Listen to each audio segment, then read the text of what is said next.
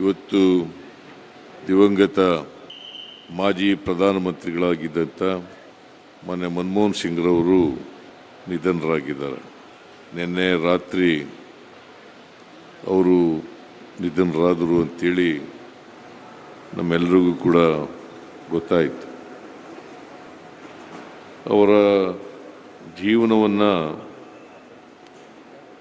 ನೋಡಿದಾಗ ಒಂದು ರೀತಿ ಪವಾಡ ಆಗಿದೆ ಅಂತೇಳಿ ಅನಿಸುತ್ತೆ. ಒಂದು ಸಾಮಾನ್ಯ ಕುಟುಂಬದಲ್ಲಿ ಹುಟ್ಟಿದಂಥವರು,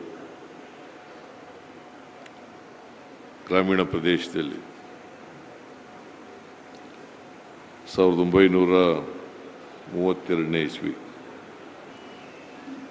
ಈಗ 92 ವರ್ಷಗಳನ್ನು ಪೂರ್ಣಗೊಳಿಸಿದ್ದಾರೆ.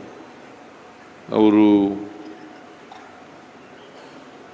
ಪಂಜಾಬ್ನಲ್ಲಿ ವಿದ್ಯಾಭ್ಯಾಸ ಮಾಡಿ ಆನರ್ಸ್ ಪದವಿಯನ್ನು ಪಡ್ಕೊಂಡು ಆರ್ಥಿಕ ಶಾಸ್ತ್ರದಲ್ಲಿ ಮತ್ತು ಈ ದೇಶ ಕಂಡಂಥ ಒಬ್ಬ ಶ್ರೇಷ್ಠ ಆರ್ಥಿಕ ತಜ್ಞರಾಗ್ತಾರೆ. ಇವರು